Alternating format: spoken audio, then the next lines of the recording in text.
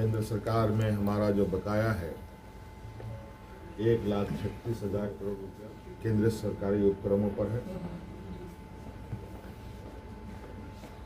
उसकी वसूली के लिए कानूनी कार्रवाई प्रारंभ की। आप अगर दोस्ताना रवैया रखेंगे तो निश्चित रूप से केंद्र सरकार ने कभी ये नहीं कहा कि हम ये राशि आपको नहीं देंगे।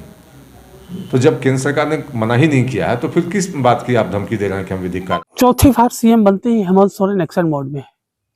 कल उन्होंने 8 प्रस्ताव पे अपनी सहमति दी है, कैबिनेट की सहमति दी है। सबसे महत्वपूर्ण जो सवाल रहा है, आप सभी जानते हैं कि देश की जो सुरक्षा के दृष्टिकोण से अग्निवीर योजना जो युवाओं के लिए बड़ी योजना है, उस पर कई तरह की क्रिया प्रतिक्रिया है, लेकिन झारखंड सरकार ने पहला बड़ा स्टेप लिया है। अग्निवीर योजना के झारखंड के एक युवा थे जिनकी असम में उग्रवादियों के द्वारा मुठभेड़ में मारे गए हैं।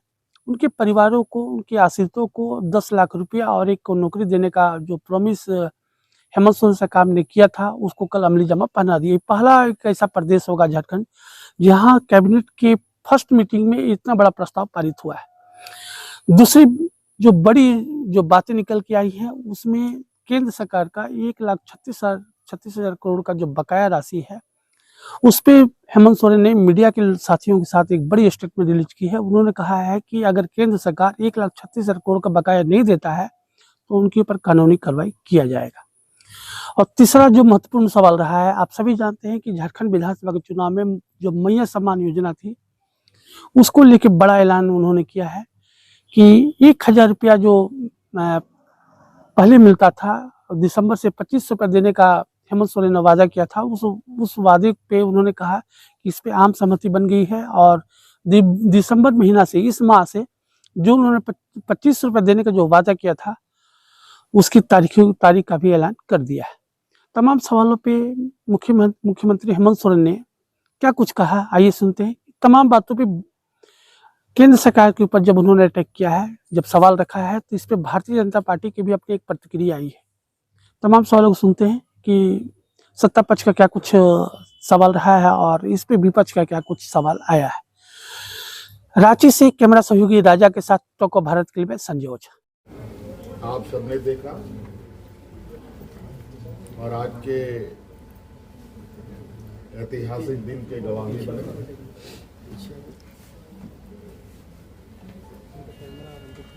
आज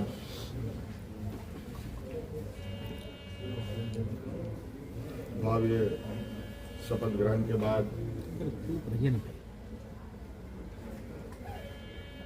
नई सरकार गठन के मार्ग प्रशस्त हुए हैं।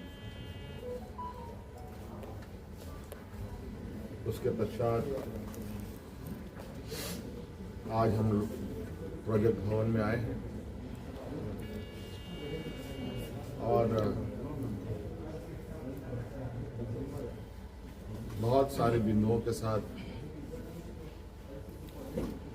पदाधिकारियों को निर्देश भी दिया गया। उनमें से कुछ महत्वपूर्ण बिंदु हमारे सामने थी, जिसका हम लोगों ने निष्पादन किया। आप सब लोगों ने देखा और आप सब लोगों को मालूम है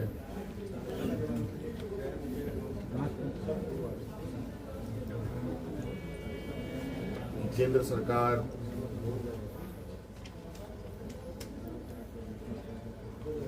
देश की रक्षा हेतु अग्निवीर जैसी कार्यक्रम को चला रही है।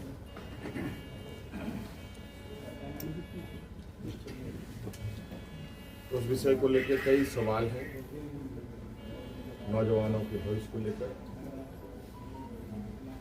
और आपको मैं बताना चाहूँगा कि राज्य सरकार ने, हम लोगों ने पहले ही ये निर्णय लिया था कि झारखंड राज्य के जो भी नौजवान अग्निवीर में शामिल होंगे और किसी घटना में अगर उनकी मृत्यु होती है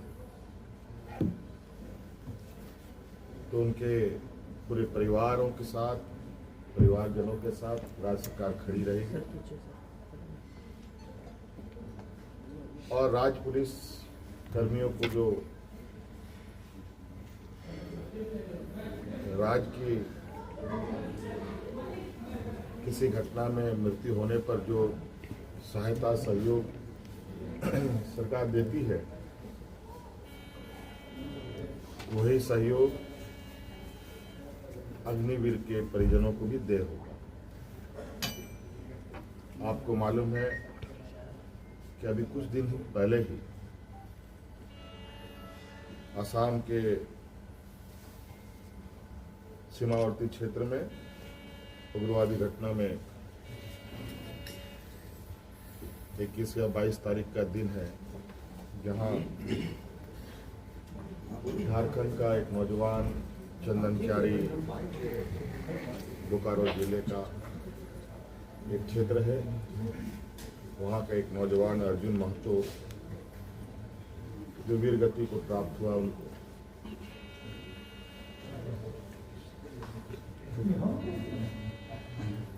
और आज हमने उनके परिजनों को बुलाया, उनके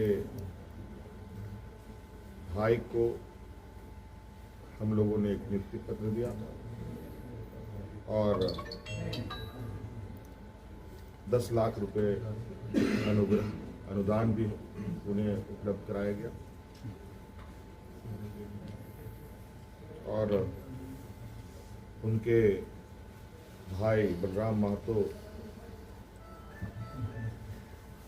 बोकारो समाहरणालय में चतुर्थ वर्ग के पद पर उनको नियुक्त भी किया गया।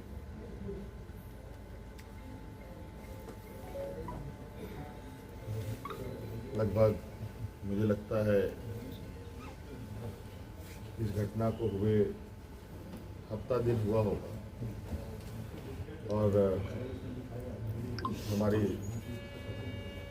कोशिश थी कि अविलंब उनको ये सहायता उपलब्ध कराया जाए, क्योंकि आप सबको मालूम है कि राज्य में आचार संहिता लागू था, सरकार गठन की प्रक्रिया चल रही थी और सरकार गठन होने के पहला कदम हम लोगों ने उस पीड़ित परिवार के साथ खड़ा होने का अपना संकल्प पूरा किया। इसके अलावा आज सभी विधायकों को 81 विधानसभा में जो चुने गए सदस्यों को शपथ ग्रहण हेतु प्रोटेम स्पीकर के रूप में प्रोफेसर स्टीफन मोरांजी जी को चुना गया और ये भी निर्णय लिया गया कि आगामी 9 से 12 तारीख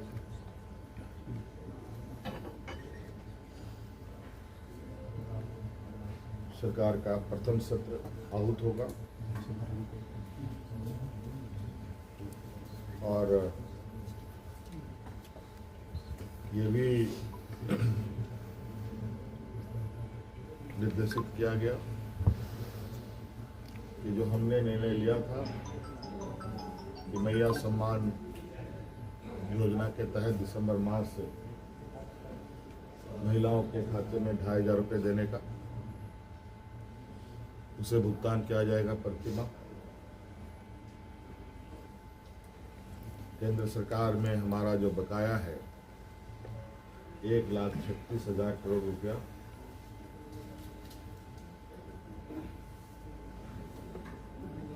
जो केंद्रीय सरकारी उपक्रमों पर है,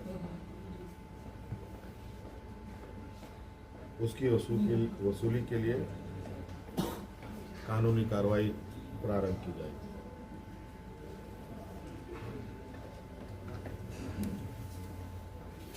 आपको पता है ये राज्य देश का सबसे पिछड़ा राज्य है।